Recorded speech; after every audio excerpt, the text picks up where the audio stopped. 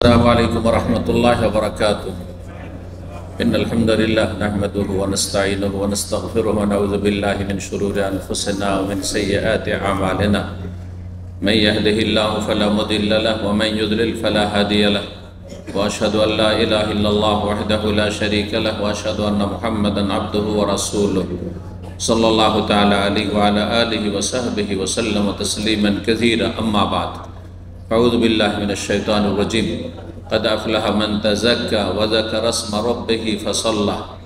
সম্মানিত ভাতৃমণ্ডলী, আল্লাহ রাব্বুল আলামিনের প্রশংসা এবং প্রিয় নবী সাল্লাল্লাহু আলাইহি সাল্লামের উপর সালাতু সালামের পর আজ মঙ্গলবার 25 রমজান 1446 হিজরি মোতাবেক 25/3/2025 আজকে আমরা রমজানের শেষ দিকে যেহেতু চলে এসেছি, আর মাত্র কয়েকটি রাত কয়েকটি দিন বাকি থেকে গেছে, সুতরাং রমজানের শেষে যে গুরুত্বপূর্ণ একটি ইবাদত ফরজ হয় প্রতিটি মুসলিমের ওপর, সেই ফরজ ইবাদত নিয়ে আলোচনা করব। আর তা হচ্ছে যাকাতুল ফিতর বা সাদাকাতুল ফিতর, বা সহজ ভাষায় আমাদের দেশীয় ভাষায় ফিতরা। এই ফিতরা সম্পর্কে আলোচনা করব। রমজান মাসের সিয়াম রোজা আল্লাহ রাব্বুল আলামিন ফরজ করেছেন। রমজান মাসের তারাবি রাসূলুল্লাহ সাল্লাল্লাহু আলাইহি ওয়াসাল্লামের সুন্নাত, আর ফিতরা রাসূলুল্লাহ সাল্লাল্লাহু আলাইহি ওয়াসাল্লাম ফরজ করেছেন। কোরআনে কারীমে এই ফিতরা সম্পর্কে ইশারা ইঙ্গিত আছে। সূরা আলা আম্মা পারা একটি ছোট্ট সূরা, যেই সূরার আয়াত নম্বর 14-15-তে আল্লাহ রাব্বুল আলামিন ইরশাদ করেছেন, কাদ আফলাহা মান তাযাক্কা ওয়া যাকারা ইসমা রাব্বিহি ফাসাল্লা। এই দুটো আয়াতের তাফসীর দুই রকম ভাবে করা হয়েছে। আল্লাহর কথা, আল্লাহ রাব্বুল কি বোঝাতে চেয়েছেন, এটা বুঝতে গিয়ে অনেক সময় বিভিন্ন মত হতে পারে। আর সেটা যদি আরবি ভাষার আলোকে হয় এবং সেটা ইসলামের যে মৌলিক যে বিষয়গুলি রয়েছে তার সাথে সাংঘর্ষিক না হয়, তাহলে একাধিক ব্যাখ্যা একটি আয়াতের হইতে পারে। এই বিষয়টি জেনে রাখা অনেকের প্রয়োজন, কারণ আমরা আল্লাহ রাব্বুল আলামিনের কথা বোঝার চেষ্টা করছি, কিন্তু প্রথম কথা কোরআনকে বুঝবো কোরআন দ্বারা। মানে কোরআন একটি আয়াতের সংক্ষেপে আছে, আরেকটি জায়গায় বিস্তারিত আছে। তাহলে আল্লাহর কথা দিয়ে বোঝার চেষ্টা করব। যদি তা না হয়, ধরেন শুধু আয়াতের সংক্ষেপে আছে, তাহলে 2 নম্বরে যেটা স্থান পাবে সেটা রাসূলুল্লাহ সাল্লাল্লাহু আলাইহি সাল্লামের কথা কাজ দ্বারা, সুন্নাহ দ্বারা কোরআনের আয়াত আল্লাহর কথাগুলি বোঝার চেষ্টা করে যে আল্লাহ কি বলতে চেয়েছেন। কারণ আল্লাহ তো সরাসরি আমাদেরকে বলেন। তারপরে তৃতীয় স্তরে সাহাবায়ে কেরামগণ এই আয়াতগুলি সম্পর্কে তাদের ব্যাখ্যা বিশ্লেষণ কেমন ছিল এবং তারা কিভাবে আয়াতগুলি আমল করে। তারা তো আমল করেছেন, তারা প্রতিটি আয়াত আমল করে, আমাদের মতো নয় আংশিক 2-4টা আমল করে মুসলিম। বেছে মন পছন্দ সুবিধাবাদী, যেখানে সুবিধা ইসলাম পালন করি, যেখানে সুবিধা না ইসলাম পালন করি না। এই হচ্ছে অধিকাংশ মুসলিমদের আজকাল অবস্থা। কিন্তু সাহাবায়ে কেরাম সার্বিক স্তরে, সার্বিক জীবনে প্রতিটি ক্ষেত্রে একটি আয়াতের ওপর আমল করেছেন, বাস্তবায়ন করেছেন। তারা কিভাবে আমল করেছেন এগুলি দেখতে হবে। এই মৌলিক নীতিমালা সামনে রেখে যদি আপনি কোরআন বুঝেন, হাদিস বুঝেন, তাহলে বিভ্রান্ত হবেন না। আজকাল যত বেদাতপন্থী পৃথিবীতে আছে, আর বিশেষ করে ভারত, বাংলাদেশ, পাকিস্তান, এগুলি বেদাতের দেশ, বেদাত প্রধান দেশ। সুন্নত কম আছে, বেদাত বেশি আছে, ভেজাল বেশি আছে, আর অরিজিনাল খাঁটি ইসলাম কম আছে। যার ফলে ওই এত ভেজালের মাঝে খাঁটিটা খুঁজে পাওয়া সাধারণের জন্য খুবই মুশকিল হয়ে যায়। ওইখানে একটা মাপকাঠি এখান থেকে আপনি শিখে রাখেন যে এই আয়াতগুলি তো রাসূলুল্লাহ সাল্লাল্লাহু আলাইহি ওয়াসাল্লামের প্রতি নাযিল হয়েছে, তিনি তো নিজে আমল করেছেন এবং সাহাবায়ে কেরাম তাকে বুঝিয়েছেন আয়াতগুলি, এবং সাহাবারা তো আমল করেছেন। তাদের আমলগুলি কেমন ছিল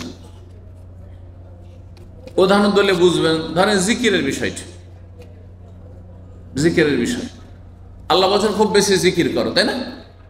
আমার জিকির আমাকে স্মরণ করো, তোমাদেরকে স্মরণ করবো। আগে রাসূলুল্লাহ আমল করেছেন, তাই না? সাহাবীরা আমল করেছেন, ঠিক কিনা? তাদের আমলটা সামনে রেখে জিকির করতে হবে। এখন জিকির করতে করতে আপনি লাফাইতে লাফাইতে প্যান্ডেলে চড়ে নেবেন, কথা বুঝতে পারছেন? হ্যাঁ, পাগলামি মাতলামি শুরু করে দেন মদখোরের মতো, আর আপনি বক্তার পাছাড় খেয়ে পড়বেন, আপনি আপনি আপনার ওই খুঁটি বইতে লাগবেন আপনি। এগুলো তো ইসলাম না, এগুলো তো ইসলাম না, আসলে একেবারে ইসলামের সাথে কোনো সম্পর্ক নেই। কারণ কোন সাহাবী এইভাবে জিকির করেননি। এমনকি সম্মিলিত একসাথে সুর ধরে জিকির, একজন বলছে জিকির করুন আর আপনারা শুরু করে দিলেন, আপনি একজন বলছে দুরুদ পড়ুন, হ্যাঁ বক্তা বলছেন আপনারা শুরু করে আল্লাহুম্মা শুরু করে দিলেন। সাহাবীরা কেউ করেননি। তাহলে তারা করেননি, তারা বেশি বুঝতেন না, আপনার মুরব্বি আপনারা বেশি বুঝেন, ঠিক কিনা? কথা বোঝার চেষ্টা করবেন। তাদের বুঝটা সামনে রেখে কোরআন হাদিস বুঝতে হবে এবং আমল করতে হবে, খেয়াল খুশি বুঝলে হবে না। এখন এই আয়াতে ফিরে আসি। এই কথাগুলি এই জন্য বললাম কারণ এই কথাগুলির মাধ্যমে হ্যাঁ ব্রেনে যে মেলা আগাছা আছে, ভাইরাস আছে, সেগুলির ওয়াশ হবে, ক্লিন হবে। ওরাও তো হুজুর, ওরাও তো বড় বড় আল্লামা, ওরাও তো বড় বড় শাইখুল হাদিস, ওরাও তো বড় পীর সাহেব, তারা ইসলাম বুঝে না? হ্যাঁ, ইসলামকে খেয়াল খুশি বুঝেছে। সাহাবাই কেরাম থেকে, তাবেইন থেকে, স্বর্ণযুগ থেকে আপনি একেবারে আলাদা হয়ে বোঝার চেষ্টা করেছেন, যার ফলে গুমরাহ হয়েছেন। কিন্তু আপনার বুঝটা যদি রাসূলুল্লাহ সাল্লাল্লাহু আলাইহি ওয়াসাল্লামের সুন্নাহ মোতাবেক হইতো, সাহাবাই কেরামদের বুঝের মতো বুঝ হইতো, তাবেইনদের, তারপরে তাবেইনদের স্থান, তারপরে তাবেইন তাদের মতো হইতো, তাহলে এইসব বেদাত করতেন না, আর ইসলামের নামে মাজার পূজায় লিপ্ত হইতেন না আপনি। আল্লাহ বুঝার তৌফিক দান করেন। আল্লাহ বলছেন কাদ আফলাহা মান তাযাক্কা। এই আয়াতটি বলতে এতগুলি কথা বললাম। এই আয়াতের দুটো তাফসীর। একটা হচ্ছে সফল নিঃসন্দেহ ওই সব লোকেরা, কাদ আফলাহা মান তাযাক্কা, যারা আত্মার পরিশুদ্ধি করল, আত্মাকে পাপ থেকে পরিশুদ্ধ করেন, পাপ মুক্ত করেন।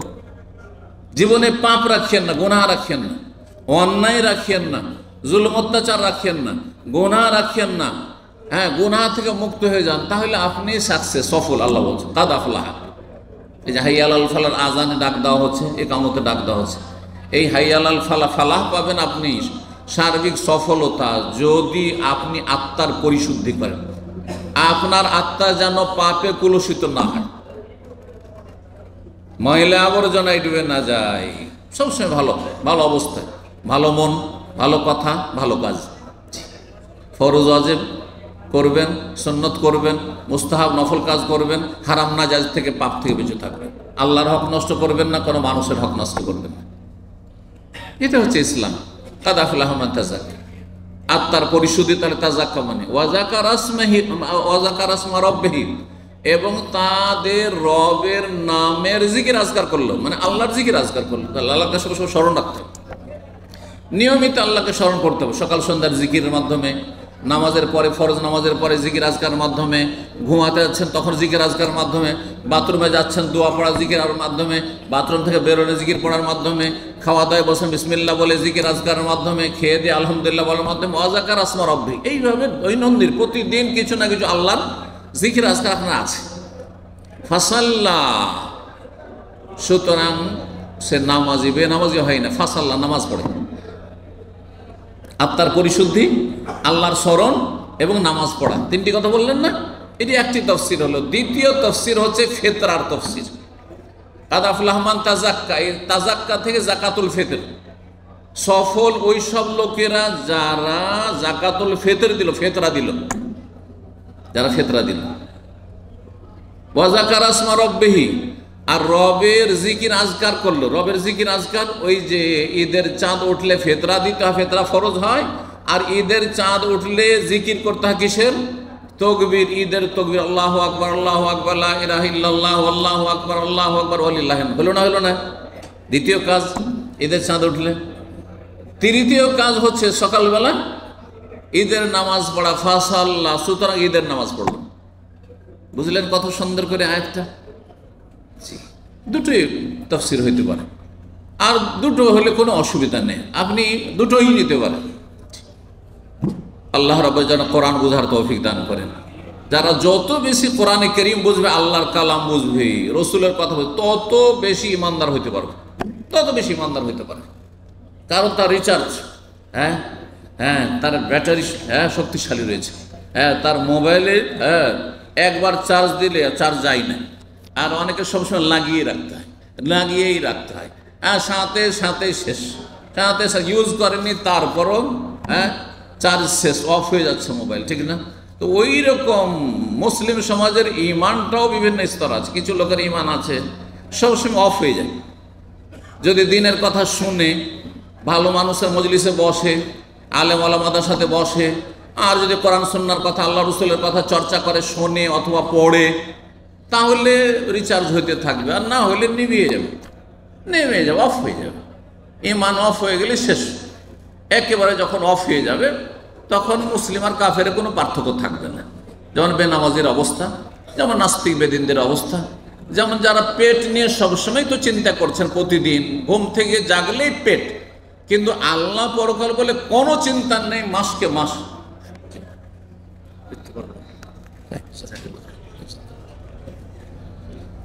তো দেখেন, একজন মুসলিমকে সব সময় চিন্তা করতে হবে আল্লাহর সন্তুষ্টি। আল্লাহ আমাকে কি জন্য পয়দা করেছে, আমি কেন এসেছি, কোথা থেকে এসেছি, আর কোথায় যাব। এই কয়েকটা প্রশ্ন উত্তর নিলেই তো সব ঠিক হয়ে যাবে। আমি কি শুধু খাওয়ার জন্য এসেছি? দুনিয়াতে আল্লাহ কেন পাঠিয়েছেন? খাওয়ার জন্য, যৌনাচার করার জন্য, আমোদ ফুর্তি করার জন্য, ইবাদতের জন্য এসেছি, সৃষ্টি করেছে। এটা হচ্ছে আমার জীবনের মূল টার্গেট। কোথায় যাব? মরণের দ্বার প্রান্তে যেতে হবে, কবরে যাব, আর সেখানে রুহ চলে যাবে হয় ইল্লিনে, জান্নাতে, আর না হলে সিজনে, জাহান্নামের জেলে যাবে। সিজন মানে জেল। এটা জানতে হবে কোথায় যাচ্ছি, জান্নাতে যাচ্ছি না হয় জাহান্নামে যাচ্ছি। প্রত্যেকেই আপন গতিতে চলতে আছেন, কেউ জান্নাতের দিকে যাচ্ছেন, কেউ জাহান্নামের দিকে যাচ্ছেন। আর একটা কি বললাম, হ্যাঁ, কি জন্য এসছি, আর কোথায় যাচ্ছি, আর কোথায় যাওয়ার কাজ করছি, কোথায় যাচ্ছি, এই অবস্থায় যে কাজগুলি করছি, যেভাবে জীবনযাপন করছি, এটাতে আমি কোথায় যেতে পারব। তাহলে বিশ্বাস থাকতে হবে, বিশ্বাস থাকতে হবে। অবিশ্বাসী বা সন্দিহানকে আল্লাহ কখনো হেদায়েত করবে না। এই জন্য সূরা বাকারা প্রথমে আল্লাহ বলেছেন, কোরআন দিয়ে কারা লাভবান হবে? আল্লাযীনা ইউমিনুনা বিল গায়ব, যারা না দেখে বিশ্বাস করে, না দেখে তার মালিকের কথা, যেই সেই কথা বিশ্বাস করেন, আল্লাহর কথা বিশ্বাস করে, কারণ আল্লাহ আমাকে সৃষ্টি করেছেন। ইউমিনুনা বিল গায়ব, না দেখে আল্লাহকে বিশ্বাস করে, জান্নাত বিশ্বাস করে, জাহান্নাম বিশ্বাস করে, নেকি বিশ্বাস করে, গুনাহ বিশ্বাস করে, ইসলামের বিধিবিধান হালাল হারাম বিশ্বাস করে, রসুলকে বিশ্বাস করে, কাবাকে বিশ্বাস করে, কিবলা বিশ্বাস করে, কোরআনকে বিশ্বাস করে, না দেখে বিশ্বাস করে। ও দুভট কথা, গাঁজা করি কথা বিশ্বাস করে না। আল্লাহর কথা হলে বিশ্বাস করে, আল্লাহ তার নবীকে পাঠিয়েছেন, প্রিয় নবী সাল্লাল্লাহু আলাইহি ওয়াসাল্লাম, তার কথা হলে বিশ্বাস করে। আল্লাহ যেন বোঝার তৌফিক দান করেন। তাহলে ফেতরা দিতে হবে, ফেতরা দিলে আত্মার পরিশুদ্ধি হবে, ফেতরা দিলে সফলতা লাভ হবে।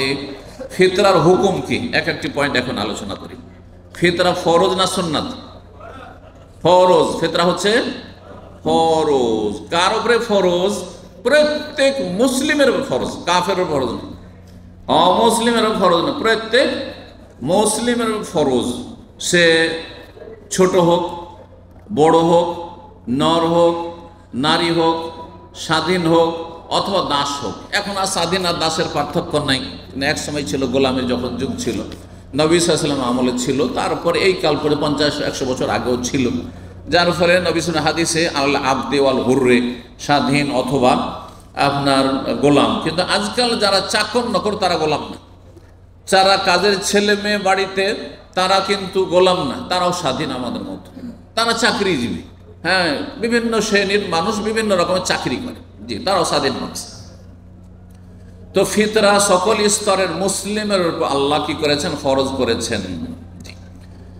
তাহলে ফিতরার হুকুম জেনে নিলাম, ফরজ। রাসূলুল্লাহ সাল্লাল্লাহু আলাইহি ওয়াসাল্লাম ফরজ করেছেন, আর আল্লাহ কোনটা ফরজ, দুটোতে কোনো পার্থক্য আছে নাকি?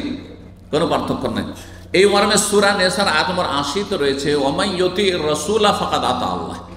যে রসুলকে মানলো সাল্লাল্লাহু আলাইহি ওয়াসাল্লাম, নবীর নাম শুনলে কি বলবেন? বখিলি করবেন না। কৃপণা তো করবেন না, আল্লাহর 10 গুণ রহমত থেকে বঞ্চিত থাকবেন না, নবীর হক আদায় করবেন সর্বনিম্ন। কোনো পয়সা লাগে না, মেহনত লাগে না, কষ্টও লাগে না, আরও মনে শান্তি হয় যে নবীর জন্য আমি দোয়া করলাম, আমার জন্য ফেরেশতা দোয়া করবেন। নবীর জন্য একবার দোয়া করলাম, দুরূদ পড়লাম, আমার 10 বার আল্লাহ রহমত বর্ষণ করবেন। জি, খুশি হইতে হবে, আগ্রহের সাথে পড়তে হবে সাল্লাল্লাহু আলাইহি ওয়াসাল্লাম, সুর করে না, আপন আপন জায়গায় থেকে দলবদ্ধ না। আপনি বেদাত করবেন না, সুন্নত করবেন। বেদাত করবো না, সে সুন্নত ছেড়ে দেবো। নবী বলেছেন, হুজুরে পাক বলেছেন, না, এটা বেয়াদবি, এটা বেয়াদবি।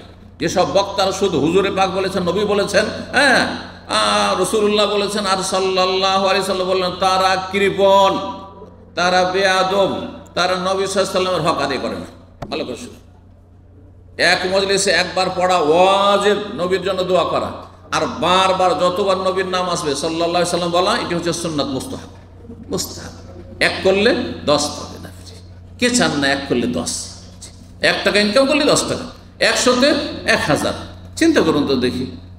তো রাসূলুল্লাহ সাল্লাল্লাহু আলাইহি ওয়াসাল্লাম ফরজ করেছেন, তার ফরজ করা যে রসুলকে মানল, সে কাকে মানল?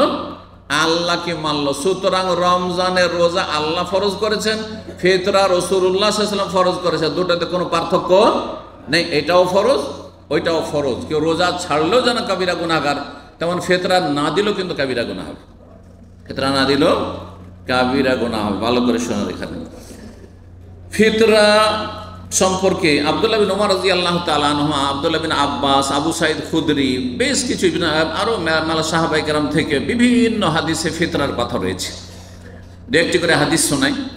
আব্দুল্লাহ বিন ওমর রাদিয়াল্লাহু তাআলা আনহুমা বর্ণনা করেছেন, ফারাদা রাসূলুল্লাহ যাকাতাল ফিতর, রাসূলুল্লাহ সাল্লাল্লাহু আলাইহি ওয়াসাল্লাম যাকাতুল ফিতর ফরজ করেছেন। যাকাতুল ফিতর কেন বলা হয়? এর নামকরণটা আগে বলেন। ফিতরাকে ফিতরা কেন বলা হয়, বা সাদাকাতুল ফিতর বা যাকাতুল ফিতর কেন বলা? ফিতর মানে রোজা কি করা, সমাপ্ত করা, ইফতার করা। এই যে ইফতার, এটা কি বলছেন? এখন কি করতে বসছেন? ইফতার। ইফতার মানে কি? ইফতার ওই যে ব্রেকফাস্ট, ফাস্টিং মানে হচ্ছে রোজা, হ্যাঁ, আর ব্রেক মানে ভাঙা। ওই যে সকালে নাস্তা করেছেন, ব্রেকফাস্ট বলছেন না নাস্তাকে, কি জন্য? যে বাসি পেটে ছিল সেই জন্য। তো এখন সারাদিন না খেয়ে আছেন, প্রতিদিনের ইফতার সূর্য ডুবলে হয়। ভালো, ইফতার হচ্ছে 2 রকম। একটা হচ্ছে ইফতার হচ্ছে প্রতিদিনের, হ্যাঁ, ইফতার হচ্ছে সূর্য ডুবার সাথে সাথে আপনি কি করছেন? রোজা ভঙ্গ করছেন, মানে রোজা সমাপ্ত করছেন, শেষ করলেন আপনি। আর গোটা রমজানের ইফতার মানে রমজানের রোজার সমাপ্তি কখন হবে? যখন শওয়ালের চাঁদের খবর পেয়ে যাবেন। 29 তারিখ, 29 রমজান গিয়ে বা 30 রমজান গিয়ে চাঁদ উঠে গেল, চাঁদ ওঠার খবর 29 রমজান, অথবা 30 রমজান পুরা হয়ে গেছে, চাঁদ ওঠার খবর আর কোনো প্রয়োজন নেই, 30-এর বেশি আরবি মাস হয় না। সুতরাং আপনার গোটা মাসের রোজা ইফতার হয়ে গেল। এবার বুঝছেন না? তো এই যে ফিতরাকে ফিতরা এই জন্য বলা হয় যে রমজানের পুরো 29 বা 30 রোজা সমাপ্ত করার সাথে সেটা ফরজ, তার সাথে সেটা সম্পর্কিত।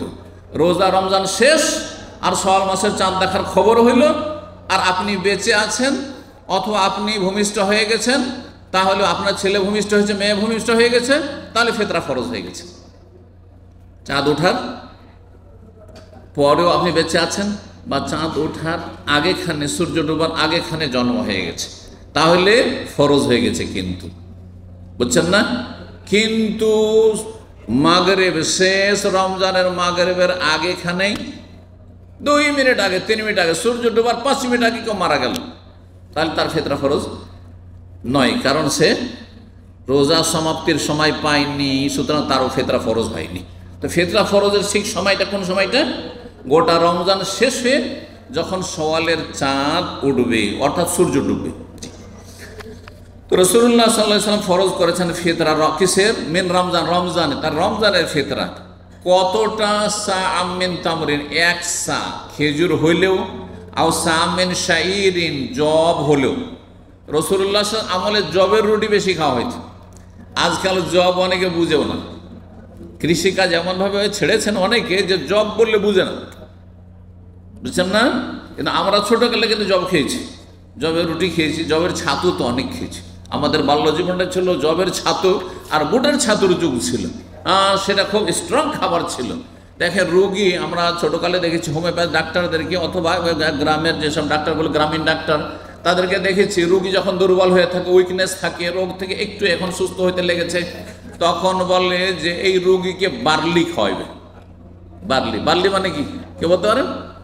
দেখি কতটা ইংলিশ জানছেন। বার্লি মানে জব, বার্লি মানে জব, ঠিক না? ওইটা ইংলিশ বলে দিলে ডাক্তারের ভাষা বার্লি খেতে বলেছে। হ্যাঁ, ছোটোকালে তাই মনে করতাম বার্লি হয়তো বিশেষ কোনো জিনিস হয়তো, কিন্তু সেইটাই আপনার কৃষকদের জমিতে আপনার জব হচ্ছে, জবের চাষ হচ্ছে। জব গেল, গম এলো, ধান এলো, আর চাউল আসার পরে এমন চাউল বিস্তার লাভ করলো যে যারা চাউল খেত না, ভাত খেত না, তারা দুনিয়া ভাতে ভাত একাকার হয়ে গেল, তাই না? জব হইলো একসা দিতে হবে, আলাল আবদে দাস হলেও দিতে হবে, ওয়াল হুররে স্বাধীনকে দিতে হবে, ওয়াল যাকারে পুরুষকেও দিতে হবে, ওয়াল উনসা নারীকেও দিতে হবে, সাগিরে ছোটকেও বড়কেও, মিনাল মুসলিমিন মুসলিম, ব্যাস অমুসলিম নাই।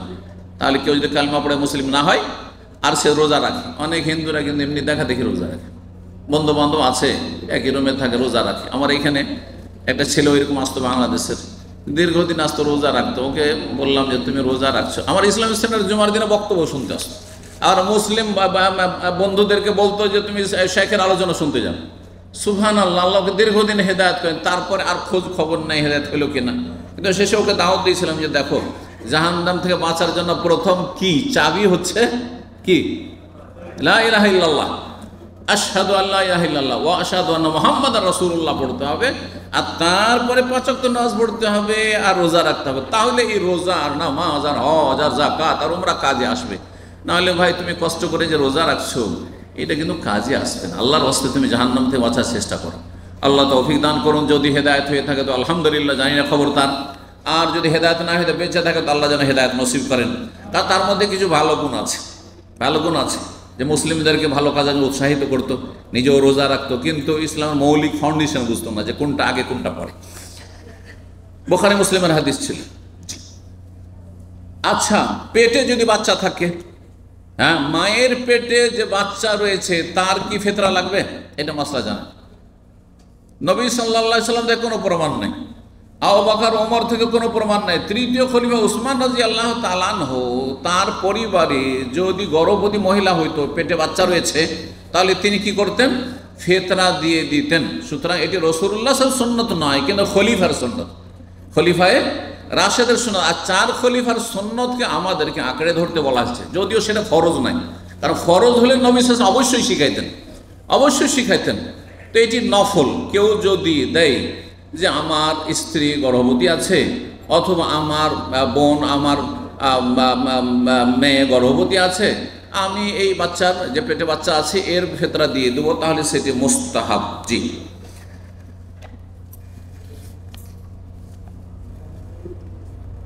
তারপরে সর্বনিম্ন আর্থিক কতটা সচ্ছলতা থাকতে হবে, তাহলে ফিতরা ফরজ হবে। এটা একটি গুরুত্বপূর্ণ মাসলা। এক শ্রেণীর লোকের আমাদের দেশে যেই মাসলাক ফলো করে, তাতে তারা ফতোয়া দেয় যে জাকাত ফরজ না থাকলে ফিতরা ফরজ নাই। ফতোয়াটি একেবারে ভুল। জাকাত ফরজ হওয়ার জন্য গত কয়েকদিন আগে জাকাতের নেশা বলেছি, চাঁদিতে কত টাকা, রিয়াল কত বলেছি কেউ বলতে পারেন? মনে আছে? 2231 বলেছে, 2231 বলেছে না? 2231 টাকা রিয়াল হলে, তার মানে মোটামুটি 73-74 হাজার বাংলাদেশি টাকা হলে কি ফরজ হবে? জাকাত ফরজ হবে। কিন্তু ফিতরার জন্য আপনার কাছে থাকতে হবে 2200 রিয়াল, তাহলে ফিতরা ফরজ হবে না? মোটেই না। এই জন্য অধিকাংশ আইম্মায়ে কেরাম, ওলামায়ে কেরামদের মত হচ্ছে সারা বিশ্বে যে ফিতরা কার উপরে ফরজ? সর্বনিম্ন এতটা আর্থিক সচ্ছলতা থাকতে হবে যে ঈদের দিনের খাবার আছে, নিজের এবং নিজের স্ত্রী, ছেলেমেয়ের, পরিবারের সদস্যদের খাবার রেখে ফিতরা দেওয়ার সমান যদি তার থাকে, তাহলে ফিতরা ফরজ, নাহলে ফিতরা ফরজ না। অর্থাৎ কারো কাছে ধরেন একদিনের শুধু খাবার আছে, এত নিহাত গরিব যে শুধু ঈদের দিনের খাবারের ব্যবস্থা আছে, তাই ঈদের দিনে তার 5 কিলো চাউল লাগবে, হ্যাঁ, বা 5 কিলো কিছু লাগবে, খাবার দাবার খাদ্যদ্রব্য লাগবে, গম লাগবে, আটা লাগবে, তার 5 কিলো আছে বা 3 কিলো আছে, তাহলে আর ফিতরা ফরজ নাই। কিন্তু ঈদের দিন খেয়ে দিয়ে তারপরে ফিতরা দেওয়ার মতো তার কাছে আছে, একসাথ 3 কেজি চাউল দিতে পারবেন নিজের মাথা প্রতি, তারপর স্ত্রীরও হয়তো দিতে পারবে, যতটা দিতে পারবে ততটা ফরজ। বোঝা গেছে না? এবং এটি যদি অভিভাবক সবার পক্ষ থেকে দিয়ে দেয়, সবার পক্ষ থেকে আদায় হয়ে যায়, এমনকি যে কোনো ব্যক্তি, আপনার ফিতরা আমি দিয়ে দিই, আমার ফিতরা অন্য কেউ দিয়ে দেয়, কোনো মুসলিম দিয়ে দেয়, হয়ে যাবে আদায়। কিন্তু আসল ফরজ কার ওপর? মাথা প্রতি। এটি মাথা প্রতি ফরজ আপনার ওপর ফরজ রয়েছে, আপনার স্ত্রীর ফরজ রয়েছে। আপনার স্ত্রীর পক্ষ থেকে যেহেতু আপনার স্ত্রীর ভরণ পোষণ আপনার ফরজ, সেই জন্য আপনি আদায় করেছেন, সেটা ভিন্ন বিষয়। এইরকমই ছেলেরা বড় হয়ে গেছে, স্বাবলম্বী হয়ে গেছে, একই অন্য হয়তো খাওয়া দাওয়া করছে, আমাদের দেশে যেমন থাকে জয়েন্ট ফ্যামিলিতে, কিন্তু সে ইনকাম করছে, তাহলে তার উপরে ফরজ, তার বাবার ফরজ নাই। কিন্তু বাবা যদি বড় সাবালক ছেলে মেয়ে যারা ইনকাম করছে, তাদের আয় ইনকাম তারপরও দিয়ে দিচ্ছে, যে সবার পক্ষ দিয়ে দিলাম, কোনো অসুবিধা নেই। এমন হচ্ছে আজকাল, যেহেতু ছেলে মেয়েরা বিদেশে থাকে, বিভিন্ন দেশে থাকছে, ছেলেদেরকে বলে দিলে 5 দেশে 5টা ছেলে আছে, তোমাদের পক্ষ থেকে আমি দেশে সবার পক্ষ থেকে ফিতরা দিয়ে তোমাদের দিতে হবে না, যথেষ্ট, ফিতরা আদায় হইলি হইল। তো ফিতরা দেওয়ার কথাটি বলছিলাম, যে ফিতরা সর্বনিম্ন দেওয়ার জন্য ঈদের দিনের খাবার রেখে, যাতে সেই দিন না খেয়ে না থাকে গরিব মানুষরা, তারপরে থাকলে ফিতরা দেবে। ফিতরা দেওয়ার রহস্য কি, হেকমত, তত্ত্ব, কেন ফিতরা দিতে হবে? বেশ কিছু কারণ আইম্মাই কেরামগণ ওলামারা উল্লেখ করেছে। তার মধ্যে একটি সবচেয়ে বড় কথা, আমরা যে কোনো আমল করি সবচেয়ে বড় রহস্য হচ্ছে যে আমরা রাসূলুল্লাহ সাল্লাল্লাহু আলাইহি ওয়াসাল্লামের অনুসরণ করলাম। কার অনুসরণ করলাম? নবীর অনুসরণ করলাম। কারণ আমাদেরকে আল্লাহ হুকুমই করেছেন যে তোমাদের লাইফটা কেমন চলবে, নবী সাল্লাল্লাহু আলাইহি ওয়াসাল্লামের গাইডেন্স মোতাবেক, দিক নির্দেশনা মোতাবেক, নবীর সুন্নাত পালন, তরিকা পালন করেন। নবী ফিতরা দিয়েছেন সাল্লাল্লাহু আলাইহি ওয়াসাল্লাম, আমি ফিতরা দিলাম। হ্যাঁ, সাহাবারা ফিতরা দিয়েছেন নবী সাল্লাল্লাহু আলাইহি ওয়াসাল্লামের হুকুমে, আমিও নবীর হুকুমে সামিনা ওয়া আতানা, হে আল্লাহ তোমার নবীর কথা শুনলাম মানলাম, সুতরাং আমি ফিতরা দিচ্ছি। সুন্নত, নবীর আদর্শ পালন করলাম, 1 নম্বর কথা। 2 নম্বর রহস্য হচ্ছে যে ঈদের দিনগুলিতে অভাবীদের কি করলাম, ওপর ইহসান করলাম, অনুগ্রহ করলাম, উপকার করলাম, তাদের পাশে দাঁড়াইলাম।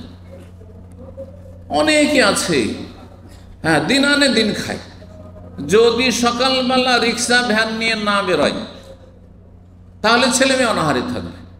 সকালবেলা যদি দিন মজুর করতে মাঠে ঘাটে না যায়, পরের ঘরে কাজ করতে, তাহলে ছেলে মেয়ে অনাহারে থাকবে। সকালে যায়, সন্ধ্যাবেলা টাকা পয়সা নিয়ে মজদুরি করে তারপর হাট থেকে চাল ডাল কিনে নিয়ে আসছে ছেলে মেয়ের জন্য। এরকম দেখেছি আমরা, যদিও আলহামদুলিল্লাহ এখন অনেক অবস্থা ভালো হয়েছে, তারপরও পৃথিবীতে আপ ডাউন লেগে আছে। কোনো জায়গা হয়তো একটু ভালো হয়েছে, কিন্তু অন্য জায়গায় আরও খারাপ অবস্থা হয়েছে। আল্লাহ মুসলিম বিশ্বের অবস্থা যেন ভালো করেন এবং তাদের দারিদ্রের মোচনের তৌফিক দান করেন, দিনের দিকে তাদেরকে ফিরে আসার তৌফিক দান করেন, বালা মুসিবত থেকে আল্লাহ হেফাজতে রাখেন। তো বলছিলাম যে এতে গরিবের উপকার করা রয়েছে, এবং গরিব মানুষরা, বিশেষ করে যারা যদি কাজ করতে পারে না আর বাড়িতে কিছু নেই, তাহলে ঈদের দিন ভিক্ষার ঝোলা নিয়ে বেরিয়ে যেতে হবে। যারা ভিক্ষা করে খায় তাদের কি করতে হবে? ঈদের দিনও রাস্তাঘাটে বাড়িতে বাড়িতে ভিক্ষা করতে চলে যেত না। ঈদের দিন তোমাদের ভিক্ষা করতে দেবো না, ঈদের দিন তোমাদের রিক্সা চালাতে দেবো না, ঈদের দিন তোমাদের জনমজুরি করতে দেবো না। ঈদের দিনগুলি 2-4টা দিন ছেলে মেয়ে নিয়ে আমরা খুশি করছি, তোমরা খুশি করো, এই জন্য ফিতরা দেওয়া। এটা হচ্ছে দ্বিতীয় রহস্য। তৃতীয় রহস্য হচ্ছে যে ফিতরা দিলে রোজাদারের রোজায় যে সব ঘাটতি ত্রুটি হয়েছে সে ঘাটতি পূরণ হয়। কি হয়? ঘাটতি পূরণ হয়। রোজাতে ত্রুটি হয় না, রোজা কিছু কারণে নষ্টই হয়ে যায়, তার জন্য কাজা করতে হবে, কিন্তু রোজা নষ্ট হয়নি, রোজা দুর্বল হয়েছে।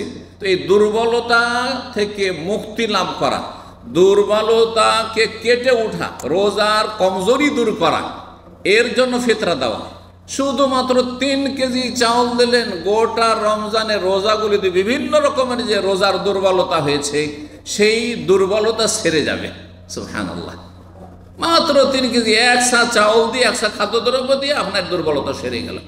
নবী সাল্লাল্লাহু আলাইহি ওয়াসাল্লামের কথা, দুর্বলতা যেমন রোজা অবস্থায় কোনো সময় মিথ্যা কথা বলে দিয়েছেন, রোজা অবস্থায় কারোর সাথে একটু ঝগড়া করে নিয়েছেন, হ্যাঁ, মেজাজ গরম করে নিয়েছেন, রোজা অবস্থায় আপনি হয়তো কোনো প্রতারণা করেছেন, রোজা অবস্থায় অসার কথাবার্তা হয়েছে, রোজা অবস্থায় হই হুল্লোড় হয়েছে, হইচই করে অনেকে আছেন মানে কথা বলার আদব কায়দা নেই, আর তর্ক করা পছন্দ করে, লেগে যায় বিভিন্ন রকমের যেসব অমার্জিত কাজ, একজন মুসলিমের চরিত্র পরিপন্থী যেসব কাজ, সেগুলি কিছু হয়ে গেছে রোজা অবস্থায়, সেগুলি দূর হবে।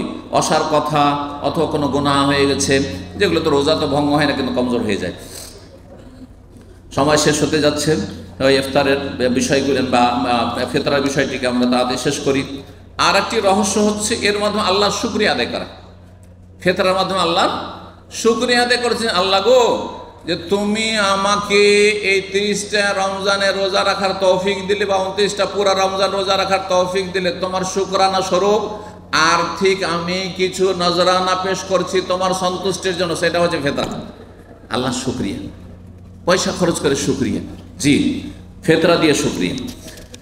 এই মর্মে ইবনে আব্বাস রাদিয়াল্লাহু তাআলা আনহু বলছেন, ফারাজা রাসূল যাকাতাল ফিতরে, রাসূলুল্লাহ সাল্লাল্লাহু আলাইহি ওয়াসাল্লাম ফিতরা ফরজ করেছেন। কিসের জন্য? তুহরাতাল লিসাইম, রোজাদারকে পাক পবিত্র করার জন্য, মিনাল লাগওয়ি ওয়াসার, অবাঞ্ছিত কথা থেকে, অরাফাস যৌনাচার, স্ত্রীর সাথে বেশি রসিকতা হয়ে গেছে, আমোদ ফুর্তি হয়ে গেছে, বা এই চোখ বেগানা মহিলার দিকে গেছে, হ্যাঁ রাস্তাঘাটে, তো এইসব দুর্বলতা হয়েছে রোজা অবস্থা, এগুলো থেকে মুক্ত করার জন্য। ওয়াতুমাতাল লিল মাসাকিন, মিসকিনদের খাদ্যের ব্যবস্থা করার জন্য। ফামান আদ্দাহ কাবলা সালাহ, সুতরাং যেই ব্যক্তি ফিতরা দেবে ঈদের নামাজের আগে, ফাহিয়া যাকাতুন মাকবুলা, সেটা আল্লাহর কাছে মকবুল হবে, কবুল হবে।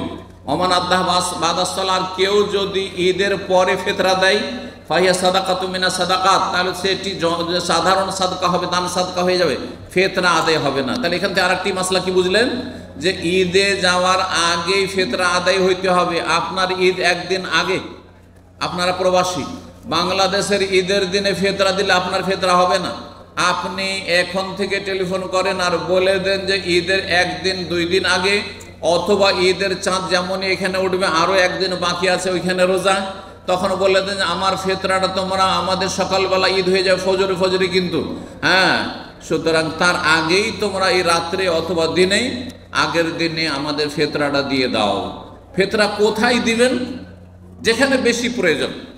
আমরা দেখছি আরব দেশে সচ্ছল লোক বেশি, আর যদি অভাবী থাকেও তো অভাবী চিনি না, অনেক সময় ঠকে যাব, অভাবে বলে দিচ্ছি, আসলে ও হচ্ছে ধোঁকাবাজ, প্রতারক, হ্যাঁ ভিক্ষা করা ব্যবসা তার। সুতরাং আমরা নিজের এলাকায় দিলে, নিজের গ্রামে দিলে চিনি যে কার কত অভাব আছে, আর তাদের অভাবও বেশি রয়েছে। সুতরাং নিজ এলাকায় পরিচিত ধার্মিক নামাজি ভালো মানুষ, গরিব মানুষ যারা তাদেরকে ফিতরা দেবেন। ফিতরা মাদ্রাসায় নয়, মসজিদে নয়, কোনো ইসলামিক প্রতিষ্ঠানের নয়, ফিতরা দেবেন গরিব মিসকিনকে। নবী কি বলেছেন? তুমাতাল লিল মাসাকিন, মিসকিনদের জন্য খাদ্যের ব্যবস্থা করা, যারা অভাবী দরিদ্র তাদের খাবারের ব্যবস্থা করবেন। ফিতরা কি দিয়ে দিতে হবে? খাদ্য দ্রব্য দিতে, কোনো হাদিসে টাকা পয়সার কথা নেই। সুতরাং টাকা দিয়ে ফিতরা, এবারে বাইতুল মোকাররম 130 ধার্য করলো তো 200 করলো, গতবারে এত ছিল, এই ঝামেলা ইসলামে রাখেননি রাসূলুল্লাহ। 1400 বছর আগে চূড়ান্ত ফয়সালা করে দিয়ে গেছেন, এক সা দিতে হবে, সায়ের একটা কাঠা, মদিনার কাঠা, সেই কাঠার মাপে কিয়ামত পর্যন্ত দিতে থাকবে যেখানে থাকো না কেন। সুতরাং টাকা দিয়ে ফিতরা দেবেন না। শেখ বিন ওসাইমিন রাহিমাহুল্লাহ, অধিকাংশ আইম্মায়ে কেরামগণ উম্মতে মুসলিমা তারা বলছেন টাকা দিয়ে ফিতরা দিলে ফিতরা আদায় হবে না। অল্প কিছু আলেমদের মত রয়েছে যে টাকা দিলে হয়ে যাবে, কিন্তু সন্দেহ কেন থাকবেন ভাই? ইবাদত করবেন তো সন্দেহ কেন থাকবেন? আপনার উজু সন্দেহ হচ্ছে, উজু আছে কি নাই, নামাজ পড়বেন না আবার উজু করবেন? তাহলে সন্দেহপূর্ণ কেন ইবাদত করবেন আপনি? যখন আপনার ইবাদতের বিষয় সন্দেহ থেকে মুক্ত হয়ে আপনি কি করেন? ফিতরা দেন, আর তা খাদ্য দ্রব্য দিয়ে দেবেন। আল্লাহ যেন তৌফিক দান করেন। এবং উত্তম হচ্ছে ঈদের চাঁদের খবর পাওয়ার পরে দেওয়া, ঈদে যাওয়ার আগে। আর যদি কেউ 1 দিন 2 দিন আগে দিয়ে দেয়, 28, 29 রমজানে বা 30 রমজানে, তো জায়েজ রয়েছে। সাহাবায়ে কেরাম এভাবে দিতেন। জাযাকুমুল্লাহু খাইরান। ওয়া সাল্লাল্লাহু আলা মুহাম্মদ ওয়া আলা আলিহি ওয়া সাহবিহি আজমাইন।